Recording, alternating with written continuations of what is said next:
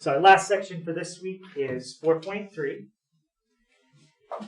And this is on solving equations and inequalities that contain rational expressions. So every problem you did in the homework last night was a rational expression. You had a fraction, you had a polynomial in the top, and you had a polynomial in the bottom. Here's a pretty simple rational equation. I'm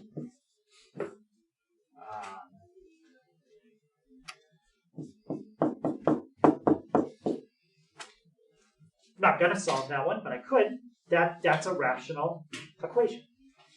And usually the goal with a rational equation is to get rid of the fractions, because the fractions are what make it complicated. If we can get rid of them, then it gets easier. Okay, so we'll talk about a few different kinds of examples. Mostly we're going to focus on algebra when we do the equations. When we get to an inequality problem, we'll look at it graphically.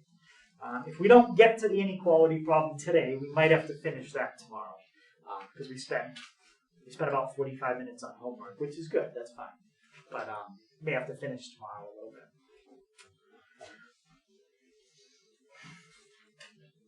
So we're going to start off with an example. And to do this example, you need to know a formula that usually you cover at some point before you get to pre-calculus. And that's the distance, rate, and time formula. D equals RT. How many people have heard of that or seen it before somewhere? Distance equals rate times time. Okay, so some people. If you haven't, this is the formula that relates three things. How far something travels, based on how fast it's going, and how long it's been going at that speed.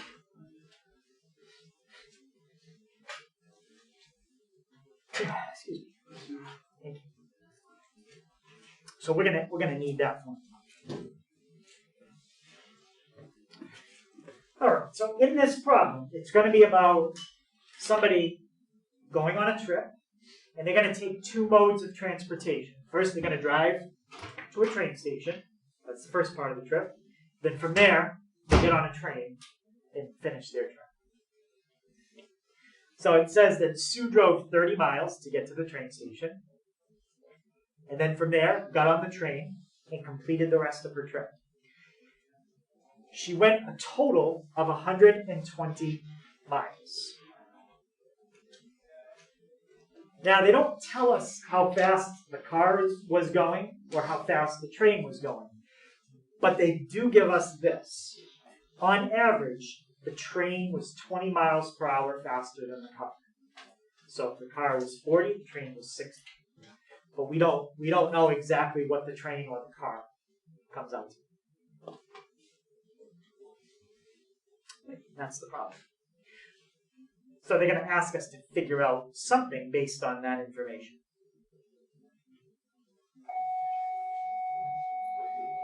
First thing they're probably going to ask us to do is just set up an equation to represent that.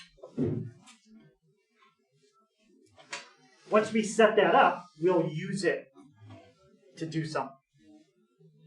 So what is it they want us to know? Find an equation for the time it takes for her to complete the trip. So we're going to find an equation that represents time. Now, there's two speeds we don't know. What's one speed we don't know in this problem? Yep. The speed of the car. We don't know the speed of the car. And the other speed we don't know is just The speed of the train. the speed of the train. We need to pick a letter to represent one of them. It doesn't matter which one. We're going to pick like X. And in this case, their suggestion is just let X be the speed of the car. We need something to represent it. Now, don't pick a separate letter for the speed of the train, because we know the train is 20 faster than the car. So if the car is X, we should be able to come up with something for the train in a minute using X plus something. All right, so how many modes of transportation is Sue using on this trip? Yep, 2. So to find the total time it takes to do this trip, there's going to be 2 times you have to add together. One of them is going to be the time she spends in the car, and the other one is going to be what? Yep. Time she's on the train. Time she's on the train. So this is kind of the big picture. This isn't going to have any numbers in it. It's just describing in words what we're going to do. The total time is the time in the car plus the time on the train.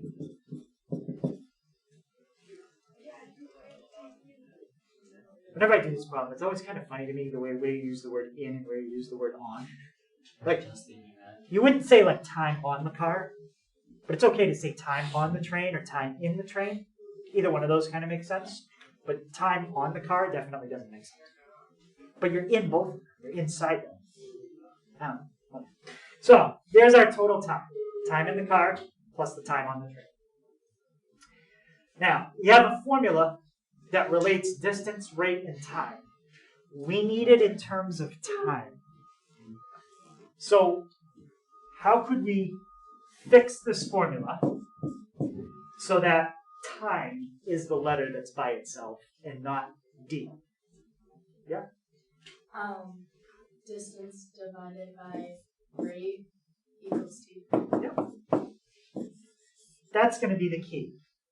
To find the time that she's in the car for, you need to take the distance that she's traveling in the car and divide by the speed of the car. Distance divided by rate will give you the time. What's the distance that she travels in the car? Yeah? 30 miles. She travels 30 miles in the car. So there's my distance. And now divide by the speed of the car, and that will give you the time of the car. What's the speed of the car?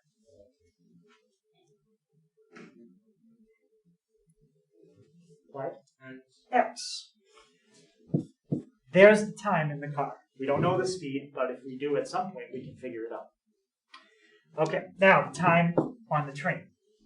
We need the distance on the train divided by the speed of the train, and that's the time. What's the distance that she travels on the train? It's not given, but it's something you can figure out based on what is given. Max? 90 miles. 90. She's going 120. She did 30 by car, so the remainder must be by train. So there's the time on the train. And now what's the speed of the train? Yep. X plus 20. X plus 20. So there is the time as a function of x, where x is the speed of the car. So now, you tell me the speed of the car, I'll fill it in, and I'll tell you how long the trip is going to take. There's our formula. Now, this is fine. This is okay to write it that way, but it's 2 separate fractions. It's kind of like writing 3 over 7 plus 4 over 5. If I want to put these 2 together as one fraction, what do you need to have when you're adding? If you want to combine 2 fractions, yeah? Right, you have to have common denominators. And the way you get common denominators with 2 fractions is you take each fraction and you multiply it by the other denominator. So on this one, if you multiply the top and bottom by 5, and on this one, if you multiply the top and the bottom by the 7, you'll get a common denominator of 35. So each fraction gets multiplied by the other denominator. Any question on that idea? That's just an example, right? Yep. Now we're going to apply that same idea to our problem, but we don't have numbers in the denominator. But it's still, each fraction gets multiplied by the other denominator. I'll leave the original, and let me put another copy of it down here. Let's multiply each fraction by the other denominator. If I want to get a common denominator, what would I multiply the top and the bottom of 30 over x by? Yep. X plus 20. We multiply by x plus 20 and x plus 20. If I wanted to get a common denominator again, what would I multiply the second fraction, top and bottom, by? X. X over x. So what you end up with in the denominator is x times x plus 20. And that's in both of them now. That's your common denominator. In the top, well, I have 30. Let's do that off to the side. This is a distributive. What's 30 times x? 30 what? X. 30x. And what's 30 times 20? No. 6. 600. So that's the first part. And now the second part, you're going to have 90 times x. So you get 30x plus 600 plus 90x.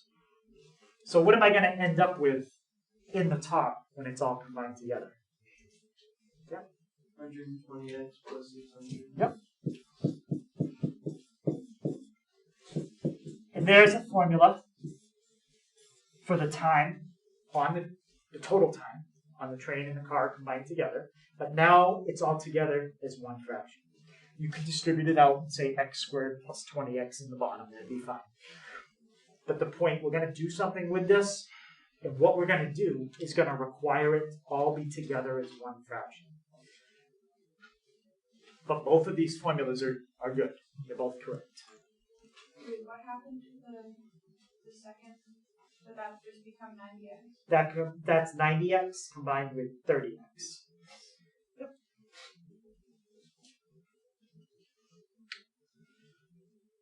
All right. So now let's look at that equation and let's do what we did in the homework last night. We're not gonna sketch it by hand. Okay, we're just gonna find the asymptotes, the zeros, the EDM, and then we'll put it in on the calculator. Okay, I'm going to copy down what we had. What was the bottom? X times x plus 20.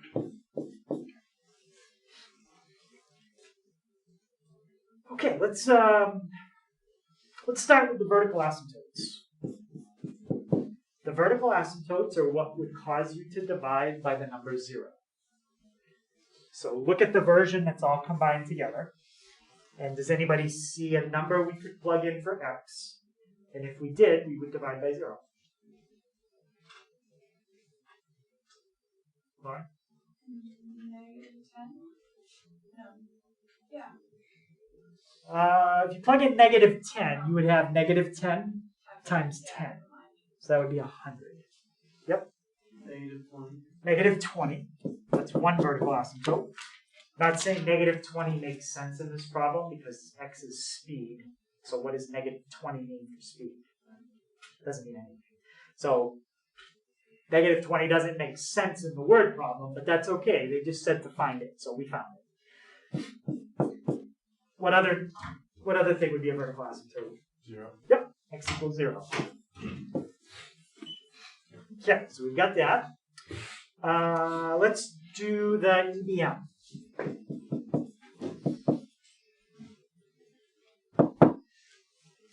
Okay, what's the highest degree term in the top?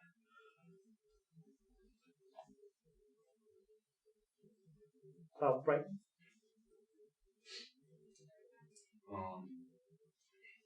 100. 600, that's a constant, so that's a degree 0. Constants are always your lowest degree. 120. 120x.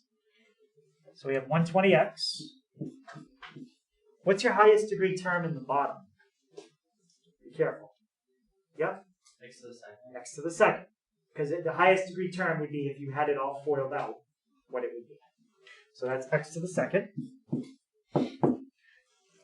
So what do I get for my EDM?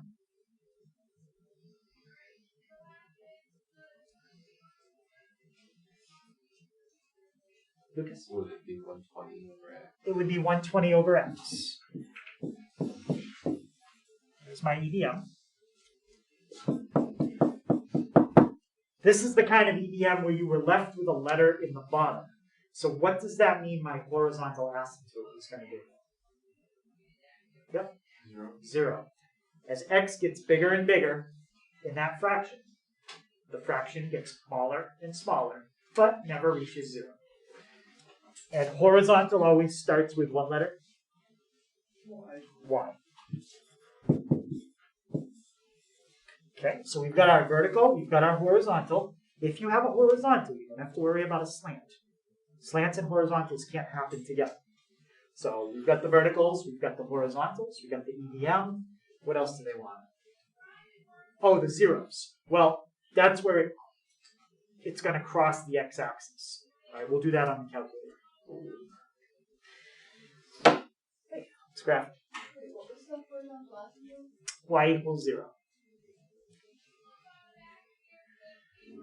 And y equals 0 when the denominator is higher degree than the numerator? It's because we had an x left in the bottom.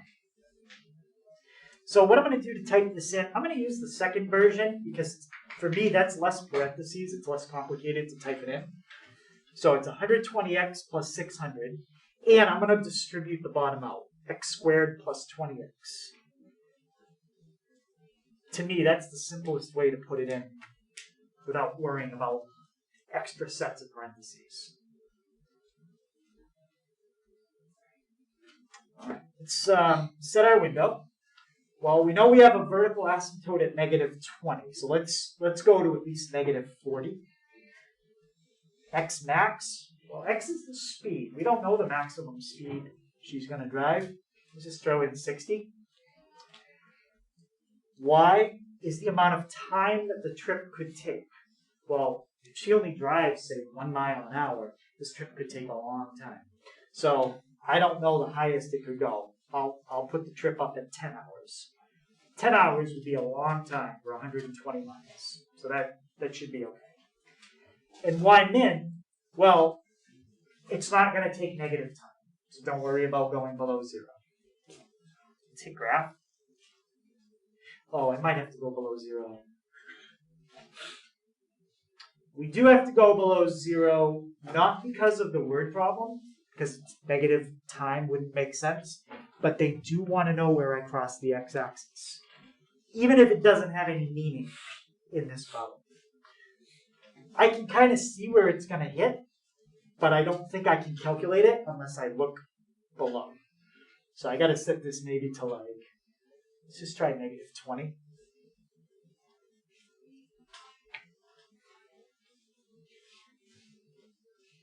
Okay, so there's my 3 pieces. Very typical graph that we get when you have 2 vertical asymptotes. A piece on the left, a piece in the middle, a piece on the right. And we want to figure out where we cross the x-axis. Which option there calculates my zeros? Yep. Option 2.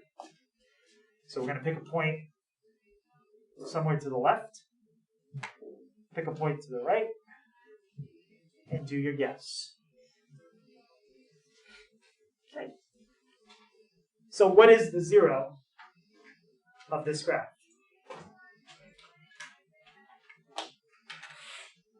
Chris? -5. I'm not saying it makes sense in terms of the word problem, but that is the 0. So now we've got a complete graph. We've got the zeros, the EDM, and we got the asymptotes. That's everything they want. Yes? I'm still kind of confused on how you found the vertical asymptote. Those are the zeros of the denominator. They're the 2 numbers you could plug into the thing that I have circled that would cause you to divide by 0. Okay. Now, if we're going to focus on part of this graph that actually represents the real world problem, which part of this graph would we be looking at? Yeah? The top, the one on the right. Right, the part that's in quadrant 1. Because there's no such thing as negative time, and there's no such thing as negative speed. So, if you're looking at it algebraically, there's some more information here. But if you're looking at it in terms of the real world problem, this other information doesn't make sense. So this is a graph that's basically showing you the faster she drives the less time it takes for her to make the trip. But notice it curves down a lot at first, but then going from like 50 miles an hour to 60 miles an hour, it doesn't really bring the time down that much more. It starts to level off at one point. So now it says Sue has 2 hours to complete the trip. Let's find out how fast the train and the car, what do they want to know? How fast is the car? Okay, so they don't care about the train. I'm not going to do it algebraically because we're going to solve other equations algebraically in a little bit. I'm just going to do it graphically. So my formula was 120x plus 600 over, was it x plus 20?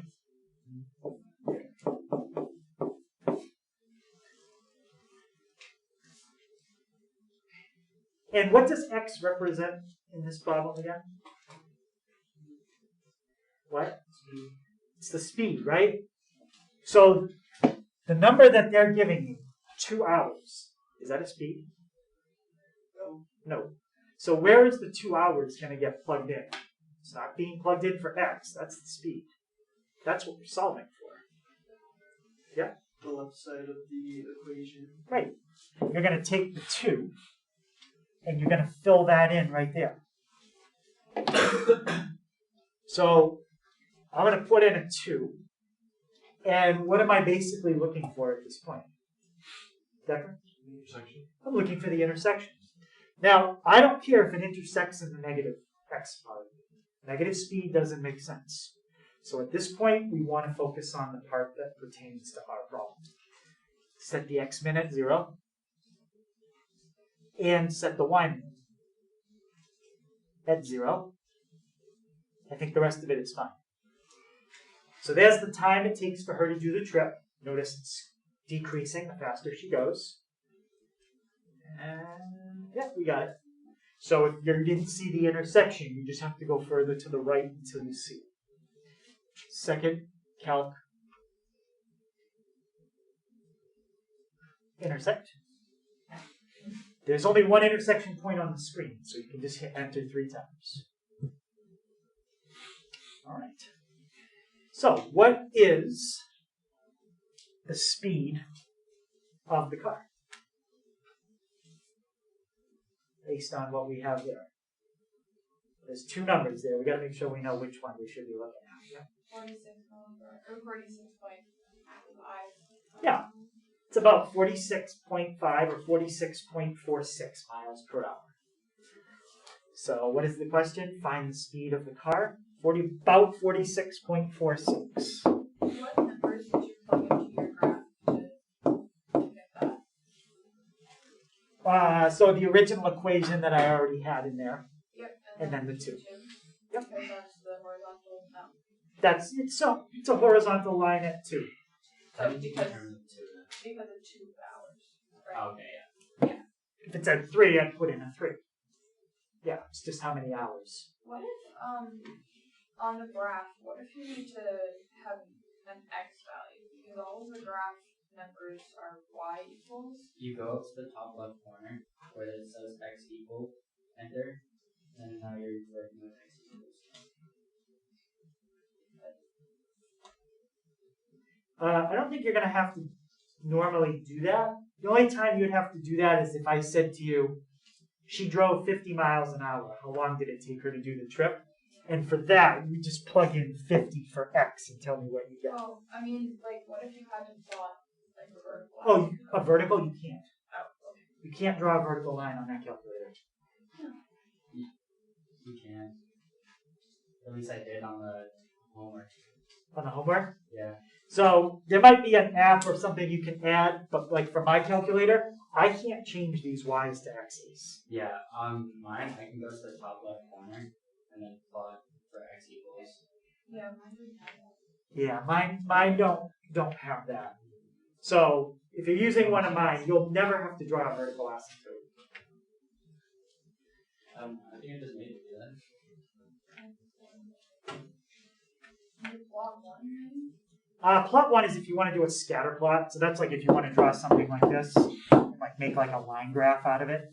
You can draw line graphs. She did this. So we have to be careful whenever we multiply both sides by a variable. Now, we didn't actually do that example 3 algebraically. I just showed it to you as a graph. So I'm going to change this because we didn't really do that. I'm going to just say if you multiply both sides of an expression by a variable. So I'm just kind of rewording this a little bit.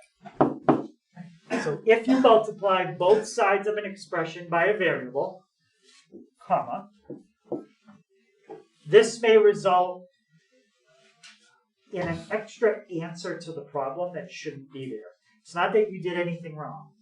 It's just that's what can happen if you multiply both sides of an equation by something with a letter. This extra solution that you get that shouldn't be there is called extraneous.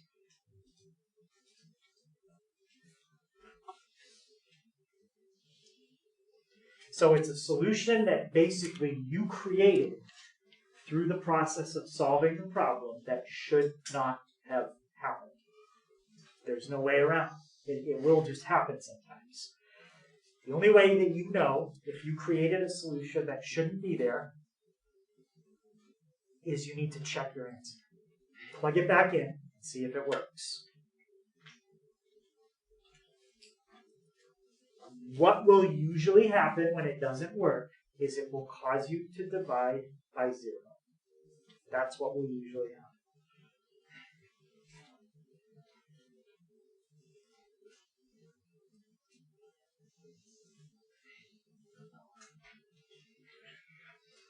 So this kind of thing only happens if you multiply both sides of an equation by a variable. That's the only time it can happen. And the process that I'm about to teach you is going to involve multiplying both sides of an equation by a variable.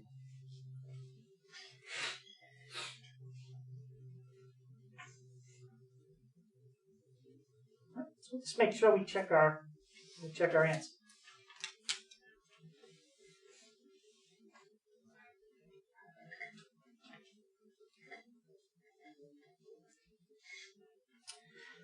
Let's look at an example of what we're going to do. Let's first look at it with more numbers than letters. Let's say we had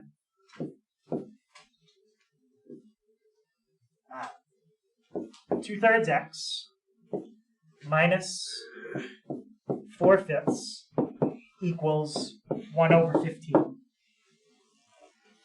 That's an algebra 1 equation. The only thing that's hard about it is all the fractions. Like if you said, okay, I'm going to add 4/5 to each side and then divide by 2/3 or multiply by 3/2. It's kind of a lot to do with fractions. But if we could multiply this, and that by the same number, we might be able to get rid of all the fractions before we even start. So does anybody see a number we could multiply everything by? Try to think of the smallest number you can. That 3, 5, and 15 all divide into. Manny?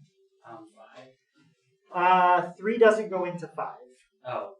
3, 5, But and they said 15. multiply by 5. Yep. Oh, 15. 15. If you multiply everything by 15, or you can think of it as 15 over 1, same thing. Multiply by 15 over 1 times 15 over 1. And now reduce it. How many times does 3 go into itself? 1. And how many times does 3 go into 15? 5. 5. Good. The goal is to get all 1s in the bottom, so we don't have any numbers other than a 1. How many times does 5 go into itself? 1. And into 15? And how many times does 15 go into 15? 1. And then the same thing there. So look at what you have now. 5 times 2x, that's 10x, minus 4 times 3 equals 1. Well, that's a much easier equation to solve. Now I don't have to think about adding fractions to each side and anything. So it's just 10x equals 13, x equals 13 over 10. No common denominators. Nothing. So it's a lot easier to get rid of those fractions up front. Now, we're going to do the same kind of thing, but our denominators are going to have variables in them. And we're going to end up multiplying both sides of an equation by something with a letter. So, make sure you check your answer.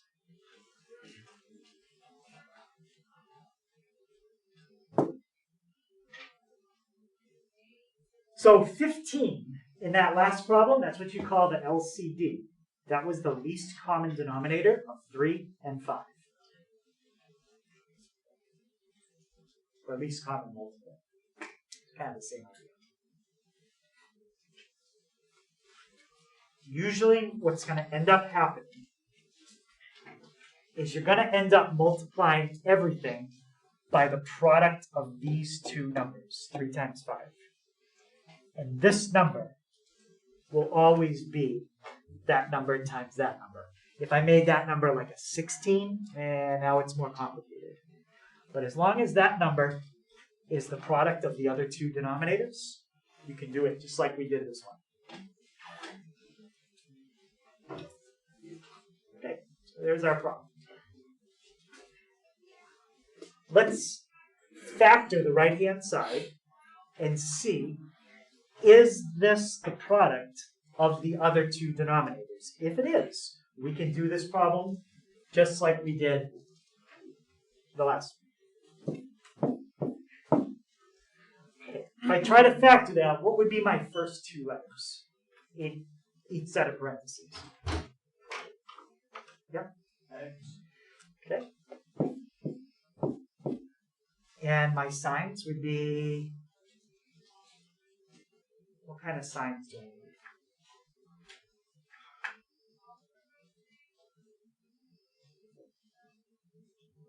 What? Plus and minus. Well, if I do a plus and a minus, then a positive times a negative would give me a negative at the end. Lucas? A negative and a negative. And two numbers that multiply to give me 3 and add to give me 4. Yep. 3 and 1. So, the denominator on the right-hand side is exactly the product of the two on the left. We proved it by factoring. Okay, so now, I want to solve this problem, but I want to get rid of all my fractions, just like I did in the last problem with numbers. What do you think I'm going to multiply everything by if it follows the same pattern as the last one? Yeah? The denominator of the one on the right. And can you tell me what that denominator is factored? Yeah, x minus 3 times, oh wait, factored, or? Yes, factored, not distributed out. Okay, so then it would just be x minus 3 and then x minus 1. Correct. You're going to multiply everything in this problem by x minus 3, x minus 1. X minus 3, x minus 1 is like my 15 in the last problem. It's what I'm going to multiply everything by. So let's put it here. X minus 3, x minus 1. Here, x minus 3 times x minus 1. And here.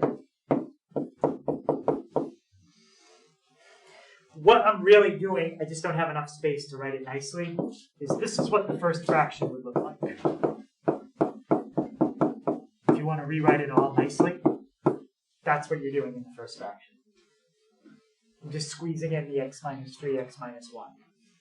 So wait, you're doing both? You're multiplying the top value by both equations? I'm multiplying each fraction by x minus 3, x minus 1. So both? All three. This one, No, and that one. you're multiplying both. You're multiplying all the equations by both x minus 3 and x minus All the terms, yes. The whole equation. All three terms. So what would happen in this first term when you multiply by x minus 3, x minus 1? Right off the bat. Yeah? The bottom cancel. The bottom would cancel. That's the whole goal. We're trying to get rid of the fractions. So what factor is the one that cancels out? The x minus 1. Right. X minus 1 would cancel. I'm not going to rewrite the whole problem like that. I'm just going to do it right up above. So the x minus 1s would cancel. How about in the second term? What would happen there? Man? X minus 3 answer. The x minus 3 would cancel. And how about in the third term, the one on the right? Oh, quit. It all cancel. The whole thing cancels. All of that cancels with that. And now let's look at what we're left with. We're now left with 2x times x minus 3. We're left with positive 1 times x minus 1. And we're left with 2 on the other side. Okay, so now you want to do your distributive property. What's 2x times x? Yeah. 2x to the second. And 2x times negative 3. Yeah. Negative 6x. Now here you're just distributing a 1, so that doesn't change anything. It's not that it's always going to be a 1, it just happened to be a 1 at this one. So you're going to end up with 1 times x, 1 times negative 1 equals 2. Now, based on the highest exponent on the left side, what kind of equation is that?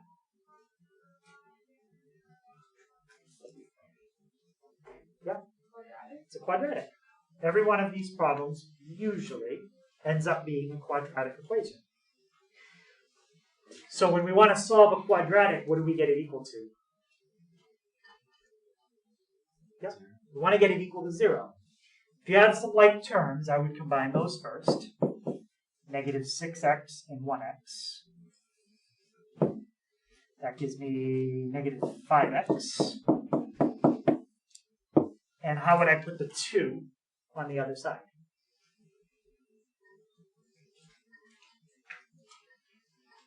Yeah. Subtract both sides by 2. Subtract 2 on both sides. So now we have 2x squared minus 5x minus 3. We're going to try to factor it. If you can't, we'll have to use quadratic formula. Hopefully it's factorable. Casey, what would be my first term in each set of parentheses? 2x. Yep, and? 5. 2x times 5 would give me 10x. Then it'd be x. X, yep. Okay, so we got that. Kelly, what about my signs? Positives, negatives, or one of each? One of each. And I would try to put the negative so it's paired up with the bigger number because we want the middle to be negative. Okay, now, two numbers that multiply to give me 3. Anthony? 1 and 3. And again, I would do it exactly like we said. Let's check it. 2x squared minus 6 plus 1. Minus 6 plus 1 is minus 5. Perfect. Okay, so now set each factor equal to 0. And tell me my two answers. Well, I should say my two possible answers. Ashley, what do I get when I solve the one on the left? When we solve this one. Was it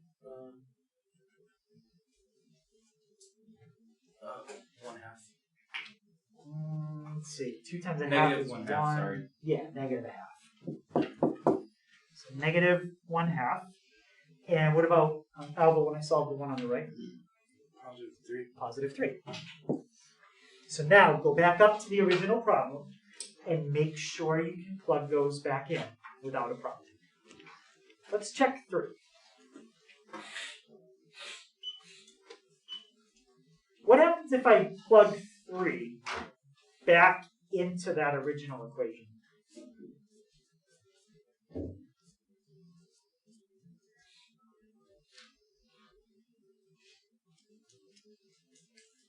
So, Eileen, do you see what's going to happen if we plug 3 back into the original?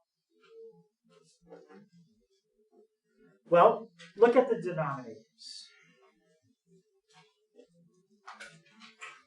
It would be 0. In which denominator? 1 over x minus 3. Yeah, the 1 over x minus 3. If you plug 3 in, which we found should be the answer, we're going to end up dividing by 0. Is that okay? No. So this first answer, second answer, is extraneous. It doesn't work. It doesn't mean I won't ask you for it on the test. And there's no way to get this answer with a calculator. So that answer doesn't work. It's extraneous. The negative 1/2, if you plugged it back in, it would work fine. You could check it, but I know it would work. The thing that I'm looking for when I plug it back in is, does it cause me to divide by 0? If it does, cross it out. If it doesn't, then you're good. So there's basically three things that can happen. This is one case. One answer works, one answer doesn't. The other case that can happen is both answers are fine. First one works and the second one works. The third case is they're both extraneous. You try to solve the problem and you realize neither answer works. And that means it's a no solution. Okay, so we did an example where one works, one doesn't. I think what we'll do is after the homework tomorrow, we'll do an example of where they both work or they both don't work. Okay, so we'll do that. That would have been this one. And then we'll look at graphing one on the calculator, and that would have been it. So we have 2 questions we'll finish tomorrow. So that means tonight,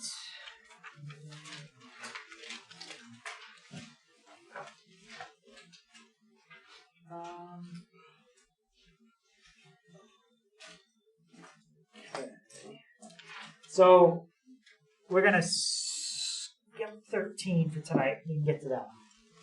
Actually, we didn't get to 11 either. So let's just make that 1 through 9. 20 is one you're going to do on the graphing calculator. It's an intersect problem. We just did one of those in the warm-up. Not the warm-up, the word problem. 22, we're going to skip that one. Let's see, 24. That's fine. And 28 and 31 is about a person traveling by car and by train. Okay, so 1 through 9, odd. 20, 24, 28, and 31. We've got about maybe 20 minutes to finish tomorrow. But then the rest of the class will be reviewed.